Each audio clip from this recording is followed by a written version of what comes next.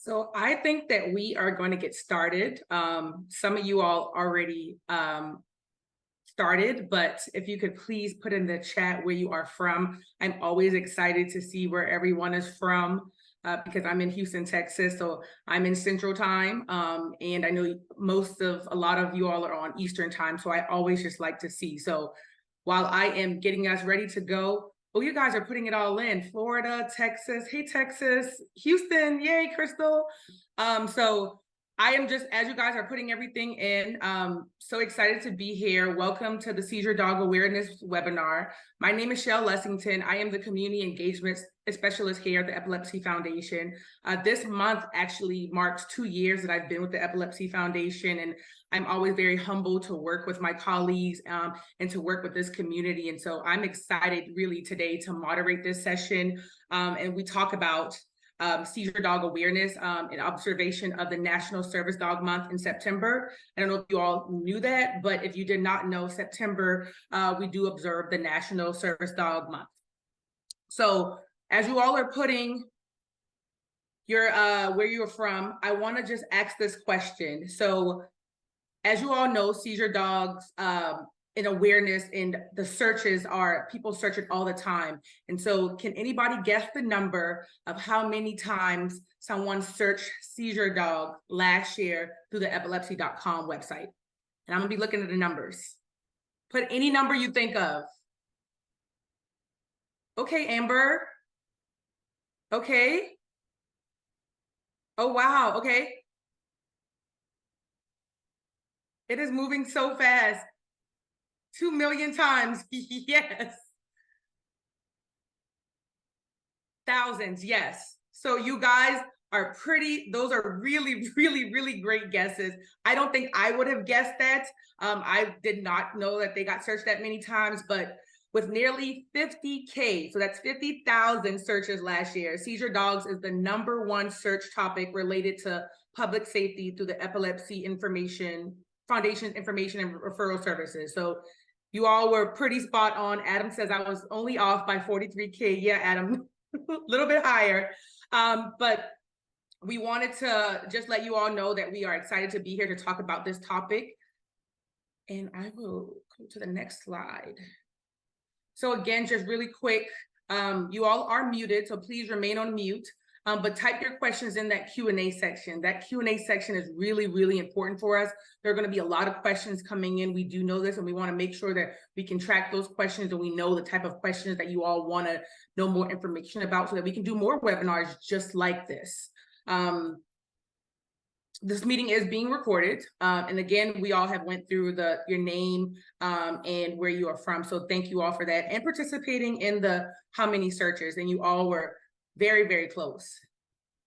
I want to just, before we get started, I wanted to take some time. This webinar is being supported by Eisai. It's a pharmaceutical company which also funds the Magnolia Paws for Compassion program. Eisai's sponsorship of the Paws for Compassion program has helped to connect numerous individuals living with epilepsy to seizure dogs. The content of this webinar does not reflect the official views of Eisai. So thank you for our sponsors. So again, I hope you all are here and you know the mission of the Epilepsy Foundation is to lead the fight to overcome challenges of living with epilepsy and to accelerate therapies to stop seizures, find cures, and save lives.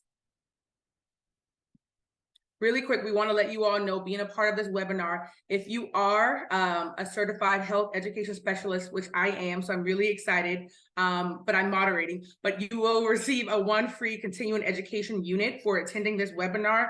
The only thing that we do is we ask you to complete that survey at the end of our webinar. And I'm hoping that you all actually fill out that survey to give us more feedback about these type of sessions, but especially for our certified health education specialist.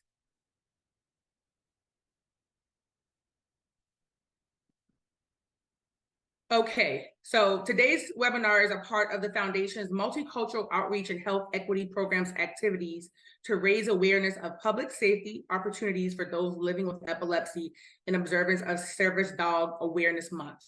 September being National Service Dog Month is a time to celebrate those special pups, and we're really excited that we get to celebrate them today and celebrate the stories that we have that we're going to be talking about. In terms of our objectives, we really want you all just to be able to listen, to hear of the different types of assistance, as well as learn about the process to acquire a trained service dog from experts at Paws for Ability. So those are the things that we want you all to get from this today. We will have our speakers that will speak, but after that, we will have a time for Q&A. So again, put that in the Q&A box. So before we get started, just for me being the moderator today, being in this space with y'all, we're sharing in this Wednesday evening. I just only have like 3 rules, not even 3 rules, but just 3 things that I just want us all to keep aware of. Number 1, put those questions in the Q&A, because I want to know the questions, so that then if we can't answer the questions for you, we'll go back to our team, and I will make sure that I make an effort to go back and find out that information for you all. And then somehow, maybe we'll do another webinar and we can share in this space again. Number 2, all of our stories are very, very, very, very, very important. And so I want us all to be open-minded, to be respectful of myself, our speakers, our attendees, as well as folks who will be listening to this webinar later. And again, I don't think this one is hard, but let's just have some fun. We're here today this Wednesday evening in the middle of the week. We're close to Friday, but not too much. So I just say, let's have fun today. So I'm excited to talk to our speakers. They are amazing women, and I am excited to share in this space with them. But first, I want to introduce them. So we are pleased to have the Paws for Ability program with us tonight to explain more about the process of obtaining a seizure dog. Please let me introduce Caitlin Clark. So Caitlin, I'm not going to read your full bio, even though I would love to, but Caitlin joined Paws for Ability to combine her 3 passions: working with dogs, helping children, and volunteering. She received her bachelor's degree in counseling at Grace College, and she worked at many different nonprofits doing volunteer management. Caitlin loves engaging people in rewarding volunteer experience. In October of 2022, Caitlin accepted the role of development director and is excited to bring her passion for program development to the 4Paws fundraising process to ensure the 4Paws is financially able to support our mission. Caitlin is also a volunteer trainer and loves socializing with service dogs in the 4Paws training program. Thank you for being with us today, Caitlin.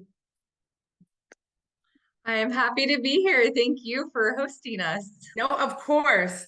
So just really quick, I know I gave a quick bio about you, but I just wanted to ask, how are you feeling today? I feel fantastic. I'm thrilled to be here and talk about service dogs. Yay. Okay, good. So just tell us a little bit more about your program and what your program actually does. Of course. 4Paws for Ability, we are located in Xenia, Ohio, and we serve children and local veterans with disabilities all across the country and also in Canada and Mexico. So even though we're located solely in Xenia, we do serve all of North America. Awesome. And so you gave us a little background about the program. What is the process, right? I think people want to, we hear about the process and we hear what it is, but what exactly is the process of obtaining a trained dog from your agency, in your agency specifically? Yeah. Our agency specifically, we have a client support specialist whose role is to onboard anybody looking to obtain a service dog from us. Okay. So collecting lots of information, learning all about your disability for this particular, learning all about your seizure disorder, sending in video, sending in articles of clothing so we can capture that scent that is released when a seizure happens in order to train your dog. So just lots of investigating to learn all about this person that we'll be training a dog for. And then once the client is fully onboarded, there is fundraising involved. It costs about $40,000 to $60,000 to train and place a service dog. So our clients are responsible for half of that fundraising in their own local communities. And as a nonprofit, we fundraise the other half. And then the dog, it takes about 2 years for us to raise and train that service dog for our families. Got it. Sorry, I'm writing notes, so that's why there's some pause. Also, Caitlin, quick question. So I know you said does for Paws for Ability serve adults, or is it just children and veterans? I think that's a good thing that we want to make sure that we make aware of. Absolutely. There are lots of service dog agencies out there. And when Four Paws was first founded, Mhm. we saw the gap of not a lot of agencies helping children. So that really makes Gotcha. us unique where we're able to place a service dog with a child of any age using a 3-unit team where the parent or guardian is the trained handler of the dog and the service dog is providing those tasks to their child partner. Gotcha. So just for anybody with questions in the audience, Kaylin and her agency do only serve children, but there are a lot of agencies that do serve adults and then do have that assistance. So Kaylin, I know we're talking about epilepsy and it's very important to talk about epilepsy, but what are some other chronic conditions your agency also offers for service dogs? Yeah, so something unique about Four Paws is we find out all of the different ways that one of our service dogs can help one of our potential clients by understanding their exact diagnosis, their exact disability. So a lot of our service dogs could be trained for a child who has autism, who may elope, and the dog is able to track that child from scent, or behavior disruption for meltdowns, or for a seizure disorder, that scent work to pre-alert and then also to actively alert during a seizure. Also for mobility and balance support, if someone is on medication that can give them dizzy spells and just need some extra support, or if they need use of a wheelchair or a walker, the dog can provide that bracing and wear a balance harness for the individual. We also do diabetic alert and hearing ear. Okay. Just a quick question. I know you volunteer a lot with the dogs, and I just personally would like to know, like, do you have a story or a moment that you remember of like how a seizure dog has helped a person living with a chronic condition and like what your experience was being that volunteer?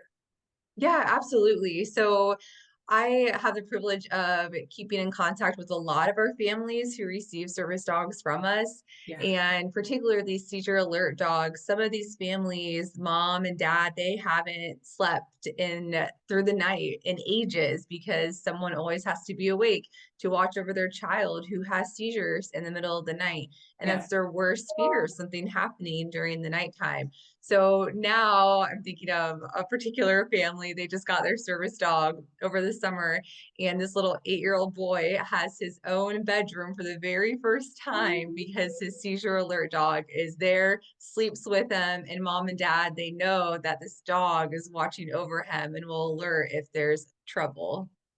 Oh, I love that. Thank you for sharing that. I feel like sometimes we forget to share the stories of the people who actually, have received the dogs, as well as giving more information about folks who want, but also the benefits of the dogs and how much help that it provides for not only the person, but the support system and the family and friends. So thank you, Kaylin. Yes, Um, absolutely. Getting into a little bit more like about the challenges and barriers, because we know that it's there, right? Like we won't want to shy away from it. There are challenges, but what are some of the challenges and barriers associated with seizure dogs, specifically for service dogs for chronic conditions, like in general? Yeah, so I would say in general for seizure dogs, of course, the cost is always a barrier. It is expensive for raising and training a service dog who is well suited to not only provide that task training, but also to be that confident dog who's out in public with their partner all of the time, which is why we actually start training when the dog is only 3 days old. So we waste no time to prepare this future service dog. So the cost associated with that, of course, we do help our clients in that fundraising process because we never want that to be a barrier for someone. Unfortunately, in the service dog world, there can also be I want to say, I guess scams is the way to say it. And we hate to hear stories of different families who have been a victim of a scam and then they do find us. But for anybody who is considering a seizure alert dog, I just highly recommend looking into Assistance Dogs International as kind of that standard of agencies who are registered, who are held to a certain standard in order to be kind of legitimate eyes, can't say that word right, in terms of training seizure alert dogs or any seizure or any service dog, really. Any service dog, yeah. Keelan, another question. Can dogs support individuals who have seizures beyond once a month? So say if there's somebody who, a child who only has seizures once a month, can they still request to have a dog? Or what does that look like for you all in terms of like the epilepsy community? Yeah. So our trainers specifically have had situations like this before where somebody may have applied for a seizure alert dog and then come time to receive their dog, their seizures may be controlled at that time. So what we do is work with that family to still have the dog like practice. So whatever that seizure looks like, then the child or the parent can help and like replicate that movement so the dog doesn't lose that training of alerting to when they see the seizure happening, if they're replicating it. And then we also, when we're doing the scent training, and then we're able to use other articles of clothing with that seizure smell to still train for that client. Gotcha. That makes sense. Also, this is just a question. I've also have this question. So thank you, Adriana.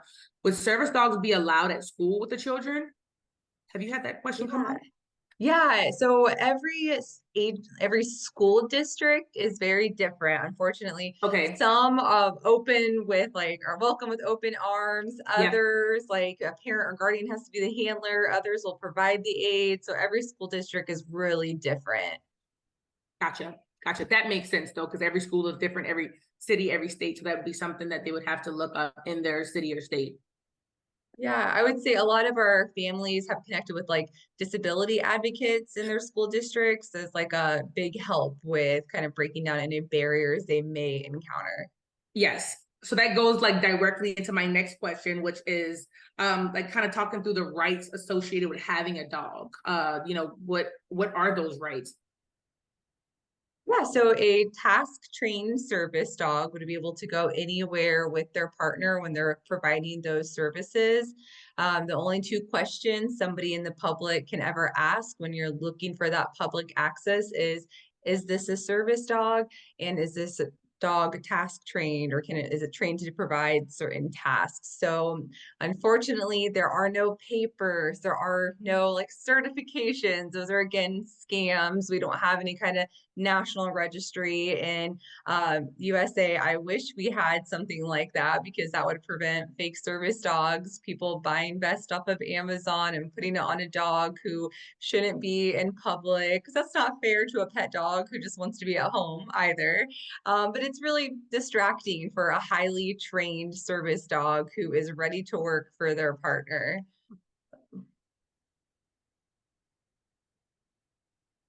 So let's see. So do you have any other information or any other stories that you would like to share with our community that they could consider related to seizure dogs in your particular agency? Yeah, I would say that there are just a huge community out there of people who have seizure dogs, seizure alert dogs. So connecting with them. If you have any questions for us specifically, especially if you have a child that you're seeking a service dog for, that's kind of our area of specialty, but we can also point you in the right direction if you're an adult looking to connect with an agency. But making that choice for you. Along with that medical alert, there comes companionship as well, which dogs are wonderful at providing. But definitely do the research and make the best informed decision. Perfect.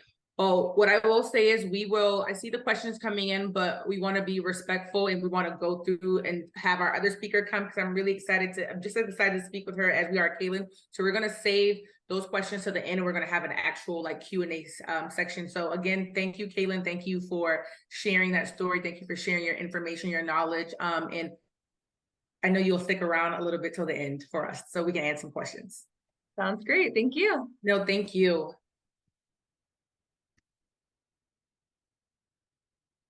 So before I introduce Kim, I wanted to just go and just make a comment or start our discussion with saying, when our foundation helpline receives calls regarding seizure dogs, we caution individuals that there is no scientific evidence to support that a dog can be trained to predict a seizure. So I want to just say that again. There's no scientific evidence to support that a dog can be trained to predict a seizure. And as we have also learned that the cost associated, there are other barriers, but the cost associated with having a trained seizure dog may be a barrier to some individuals. However, we do know that there's some of our community members that have had significant supportive relationship with dogs without having formal seizure assistance training. Seizure dogs can provide people with gaining independence, comfort, and peace of mind, as Kaylin said. And I think this person that we have coming is the next person, a great person to talk about her experience with her dog. So I want to introduce you all to Kim Hardy so we can learn more about her experiences with Wally. So really quick, I want to give her a proper introduction. Kim Hardy is a South Carolina native who lives and worked in Columbia, South Carolina. She began having seizures at a young age, and unfortunately, she was not aware of her condition. In 2017, after many years of feeling different and frustrated with her diagnosis, Kim was led by God to create Hardy Hands Foundation, a 501c3 nonprofit. She wants to create an outlet for people suffering from epilepsy, as well as their friends and families who battle with them. Hardy Hands has allowed Kim to share her journey, as well as allow others to do the same through her Facebook page. In 2019, Kim wrote her first book, Adventures of Wally and Kimmy, Wally to the Rescue. This is the first book in her series for children to help explain how epilepsy can affect them and their loved ones.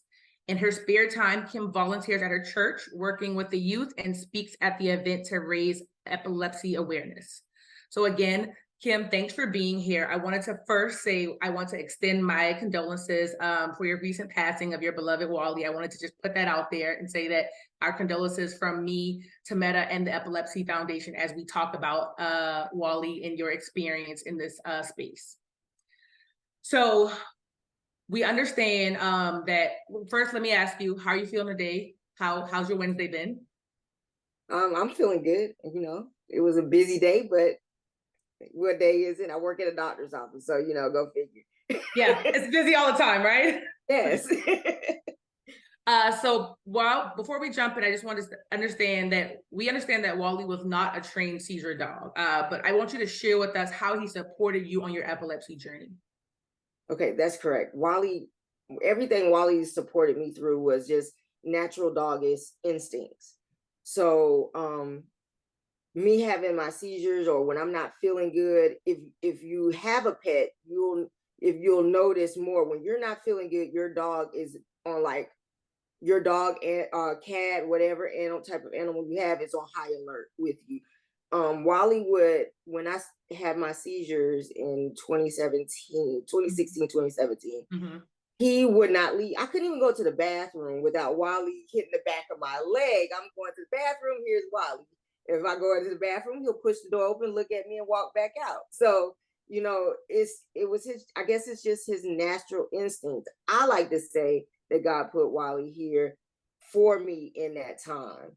So that's just his nature. Now, I was looking into possibly getting him trained as a epilepsy support dog, but Wally was, when he passed a couple months ago, was 14 years old. So he was an older dog. Although in the book I made him a puppy, he was an old guy.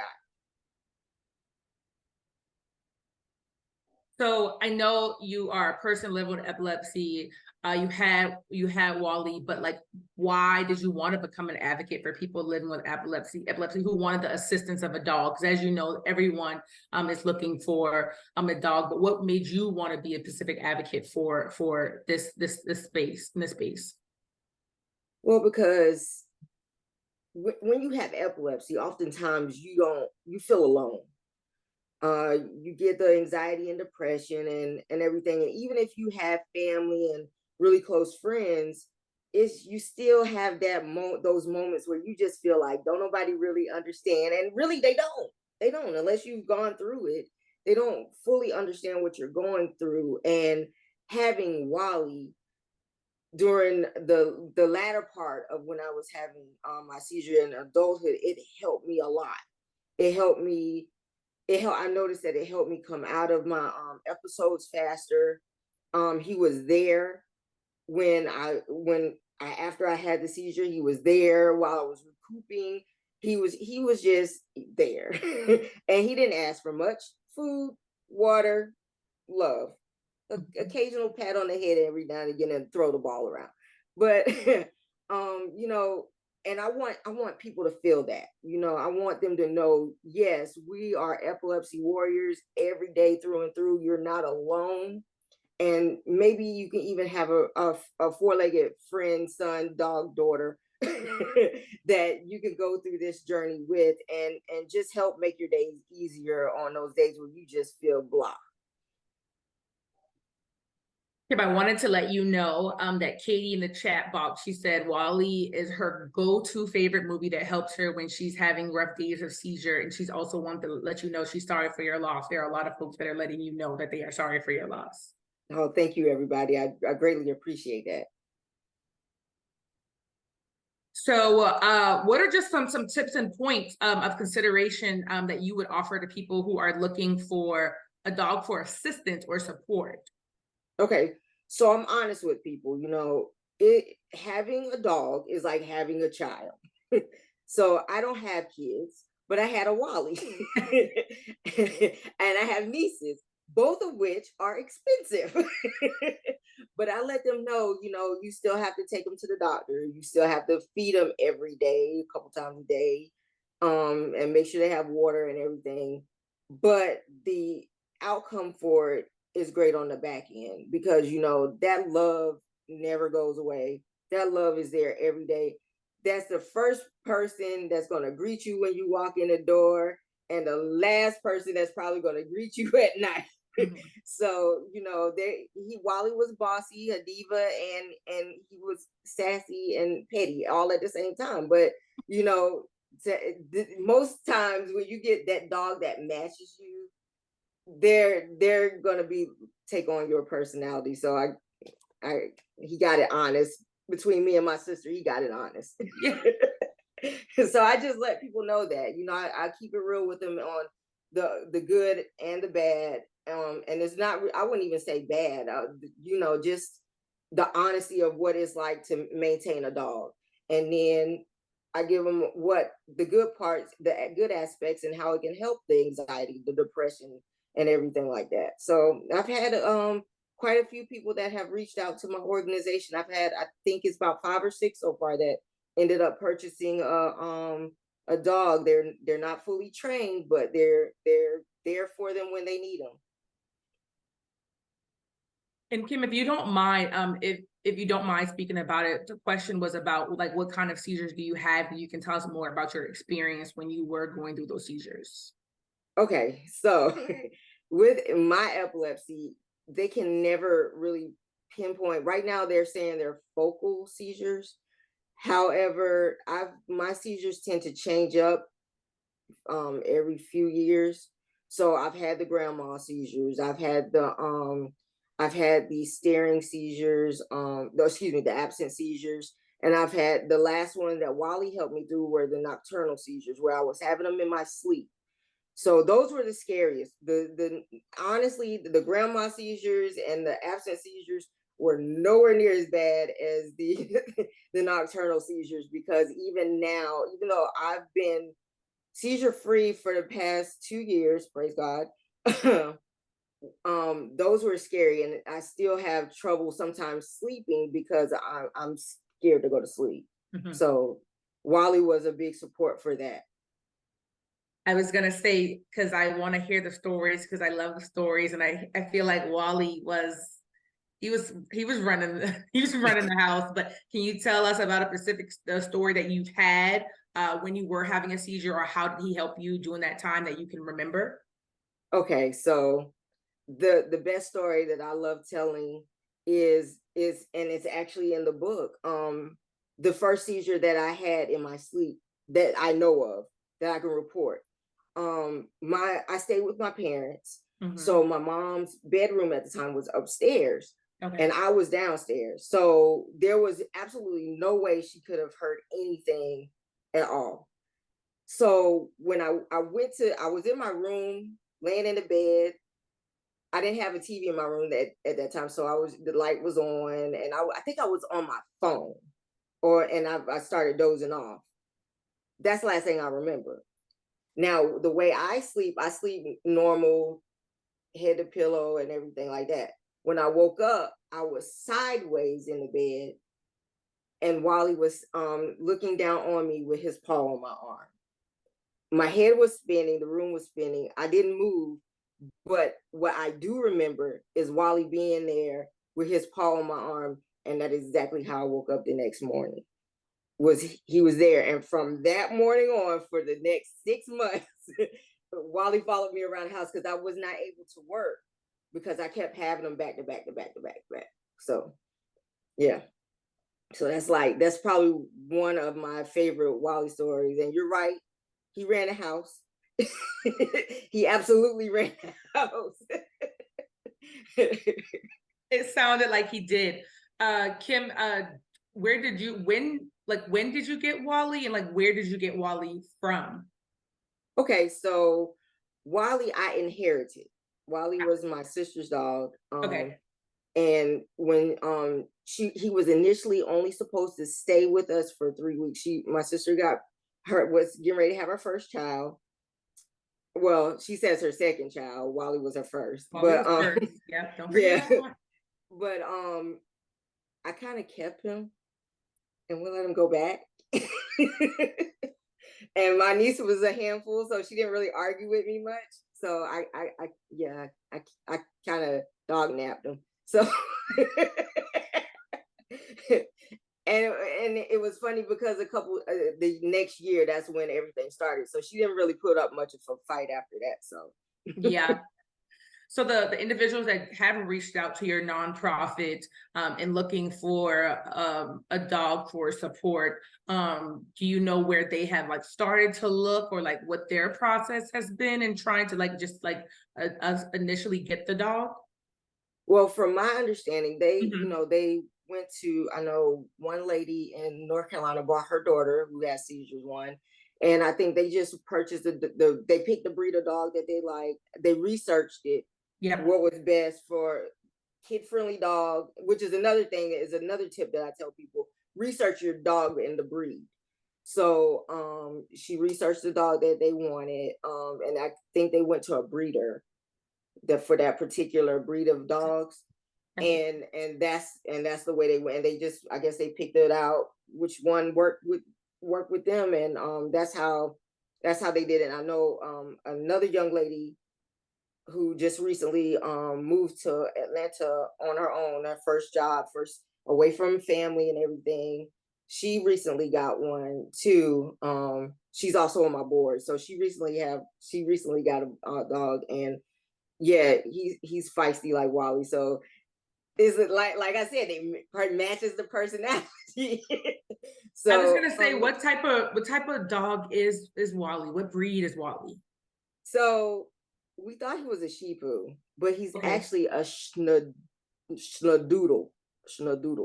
Yeah. Schnadoodle. I think I'm pronouncing that right. Y'all, forgive me if I'm not.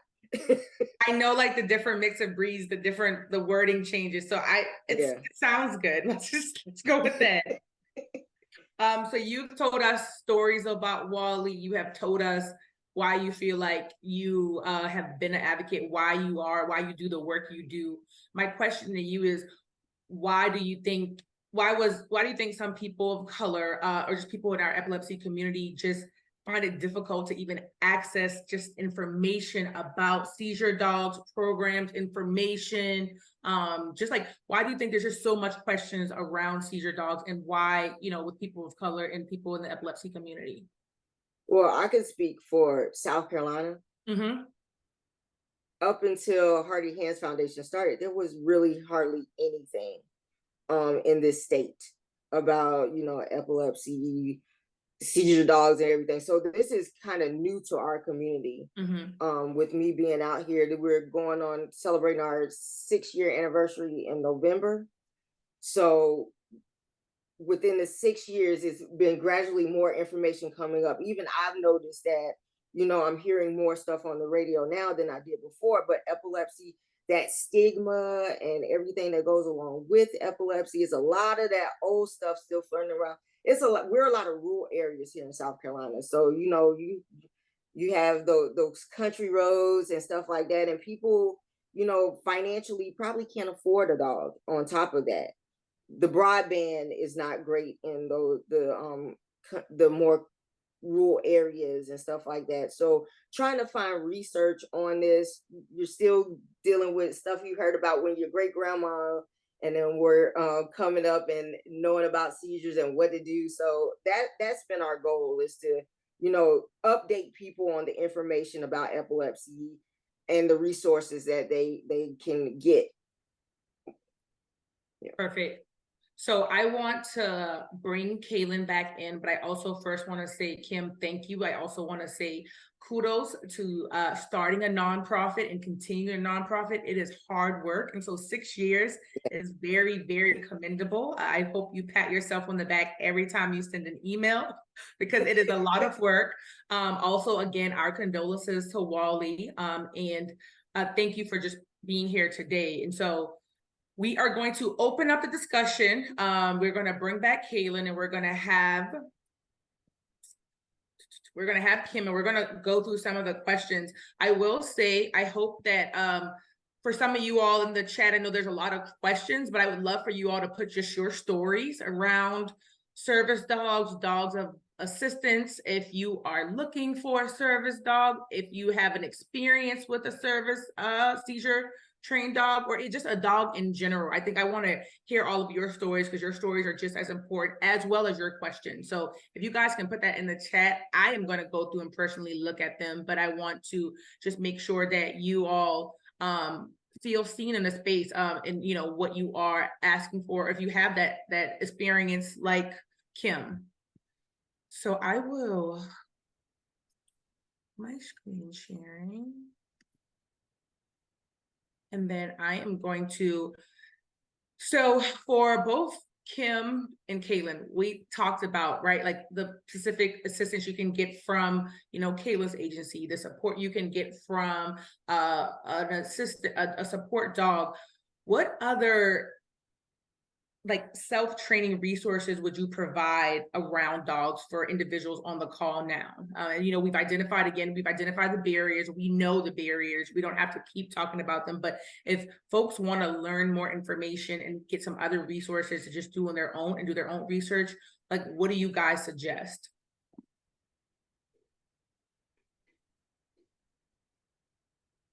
Okay, you want me? Okay. Well, I actually suggest you just doing, you know, your research. You know, you can reach out to my organization. I'll gladly help you. If I don't know, I'll find out. That's the best thing that I can do. Just, I guess, for some people, it is in some areas is not a lot of research out. So that's why Hearty Hands Foundation was created, to help that. So I just say, come to me. Come to me, I'll help you. And also, before Kaylin, before you get started, this question came in, Kim, and I think we talked about this, but I want to reiterate this again. The question is, can dogs be good for us without being a service dog? And I just want to be clear that, you know, Wally was not a service dog. Wally was just your dog, your family. So I want to make sure you express that, and people do understand that. I know we had Kaylin talk about how to, you know, get a trained seizure specific dog, but Wally was just your family. Yeah, he everything that Wally did for me was his natural dog, God-given instinct. So yeah, dogs, cats, I'm gonna say cats too, because other animals, I've seen rabbits, I've seen all kinds of different animals so I'm gonna say support animal will be, you know, can be good for you, trained or not trained. And then Kaylin, do you have any other resources that you know specifically around training, resources for dogs? Yeah, so if somebody were to contact our agency, if we're not able to help them, if they're looking to train their like own dog as a seizure alert dog or a service dog in general, we typically don't make like recommendations because we don't want to be like held liable for anything that may or may not happen. But again, if we're not able to help them, then that's when we're directing them to the Assistance Dogs International to be able to find a reputable agency who is able to help them. But to kind of piggyback off of what you're saying, absolutely, service dogs are filling a big purpose in life, but there are also, you know, emotional support animals who are great companions at home, and dogs who do have that natural kind of just natural ability to know when something's going on. They're just great to have around. Perfect. And I want to say, Danielle, Jill, Nicole, thank you for putting in the chat your stories and just a little bit about this topic. I see them. I appreciate them. I'm going to take some time after this webinar to read them. And yes, so I think there wasn't a question because Kaylin, you know, since for Paws for Ability doesn't serve adults, is there any other organization? So Kaylin told us at the beginning of the webinar that there is Assistance Dogs International, and I believe that Alyssa put it in the chat. So definitely make sure you go there. But again, you all know that you have the Epilepsy, you know, Foundation here. So I'm going to share my screen just because I want to make sure that we have this information up as we're going through resources. So our 24/7 hotline is here for staff. If there was a more specific question that you have here today, in terms of, you know, in your state or in your city, or if there's a dog that's specific for your seizure, we would love for you all to call us at the Epilepsy and Seizures for 24/7 helpline. We answer all questions. We literally answer calls 24 hours a day, 7 days a week. And we also respond to online submissions within 1 business day. So if you feel like there wasn't a question, or maybe you have more of a specific situation, I definitely recommend you to go here. Of course, we're only talking about, you know, the 2 different topics in terms of seizure dogs, but we know that it's going to vary. So we definitely tell you to go to our helpline for information. We also do have resources. We are gonna, I think these links will get sent out to you all. On top of having the Assistance Dogs International, make sure you all have these links. These links go to talk about seizure dogs, seizure alert dogs, just the facts, hold the media hype. Can dogs predict seizures? I think that was a question in the chat box about, you know, can dogs actually, you know, understand scent and know that? And so we have an article about that. And then rights to having a service dog, which Kaylin definitely talked about that too. But, you know, we all want you all to check out these links, kind of get an understanding, as well as use the information that you learned here today to make informed decisions or figure out, you know, what is next, but also knowing that you have our helpline here at any time to answer those questions. Let's see. I want to also, Mike, thank you again for sharing your story. I want to make sure. Really quick, how can, if, you know, individuals, attendees want to find more information, Caitlin, about Paws for Ability, and Kim, how do they learn more about Hardy Hands? You know, where do they go? What do they do? Okay, for Hardy Hands Foundation, we have a website. It's hardyhands.com. Also, we're on Instagram, Facebook. I'm more fluent. I'm on Facebook more than anything. So we're on all social media platforms, LinkedIn, Twitter. I do have a TikTok page. It only has 1 commercial on it. I'm not a TikTok yet. I'm getting there. We'll see. We're gonna pray about that. But I'm really on Facebook, and you can really find me on Facebook. So just message me, inbox me. Our email address is hardyhands with a Z at gmail.com. Email me anytime and I'll gladly assist you any way I can. And really quick, Kim, can folks purchase your book of your website and learn more information as well? Yes, they can, and it's available on Amazon.com. Okay. And I just wanted to say one thing real quick Of about course. the dogs predicting seizures. Mm-hmm. Although it is not proven, it has not Mhm. been proved scientifically proven. Mm-hmm. I will tell you that when I wasn't feeling good and I wasn't exactly sure what it was, I looked at Wally. Wally, whenever I was about to have a seizure, will just sit there and stare at me. I'll be watching TV, I'll look and he's just staring at me.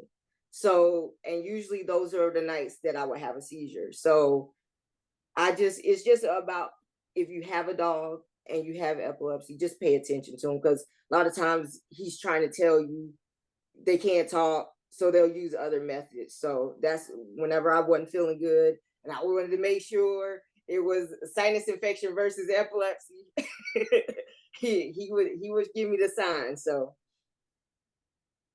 Awesome. And Kim, I don't mind helping with some TikToks. all right. Well, listen, you know how to get me. Yes. Also, I wanted to make sure, I think let's resume my share. I wanted to make sure you all do see these resources from the 24/7 helpline, because I don't think they were up there before. I think I went through them and gave you all the links, but now it should be sharing, and I hope that you all see these. Again, I will also go back to the helpline. I talked about the helpline. Really use them. They are great advocates. They are very understanding, and they really, really, really work really hard to make sure like they can at least get you the information that you need based on your specific condition or what your needs are. So there is English and in Spanish. Kaylin, really quick, I know we were talking about resources. Is there a waiting list for your agency? What does that process look like? Yeah, it's about 2 years, and that's what it takes us to raise and train the service dog. I did put our website in the chat. We're Okay. also on social media. You can check us out on Netflix as well. Season 1, episode 1 of the miniseries Dogs is all about Paws, and it kind of follows different client stories. So you can watch that, and that was filmed at our facility. And then if you're ever in the area, we would love for you to stop by, get a tour, learn more, and see kind of firsthand what we're all about. Awesome, Kaylin. Are you in the Netflix special? I'm in the background of one shot, no speaking I'm gonna lines, find you. Yeah, I'm gonna look that up too. I'm gonna look that up too. I'm gonna watch it. So thank you, Kaylin, for providing that and more about your agency. Again, she has put that information into the chat. And so I know today we talked a lot about service dogs, but I want to make a special conversation that talks about support groups and support groups also being very, very helpful for individuals living with epilepsy. So if you're looking for opportunities like this where you can connect and share stories, I definitely urge you all to go to epilepsy.com/support groups. I have been able to sit in on some, and there are a lot of great conversation and just a lot of opportunities to feel seen and heard in whatever your space, and whatever you are going through or whatever assistance that you do need. And last but not least, so this is very, very important to me. So I hope that you all, there are a lot of you all that was on this call. You can please fill out this, our survey. Our survey lets us know, was this a good webinar? Do you think this was good? What other topics do you want to learn? We want to know. We want to make sure we get the feedback from you all, because you are the people that we serve. So that, and we want to make sure we have surveys that show that we need to do more of webinars just like this around seizure dogs or other topics that you all may have. So if you can take some time, there's going to be email that's going to be sent out tomorrow, but as well as I think it'll be in the chat. Please just take 5 minutes out to fill out that survey. I am going to go through the survey myself, actually, and so I would love to hear, your thoughts about our webinar and the content today. But again, other than that, I want to say thank you all. Thank you all for spending your evening with us. Again, thank you to our amazing speakers. Thank you for sharing your stories. Thank you for the work that you do in your respective communities. And thank you for being, advocates for the work that we're doing. So thank you all for attending today. And I hope you all have a very, very great night. Thank you guys so much. Thank you. Thank you.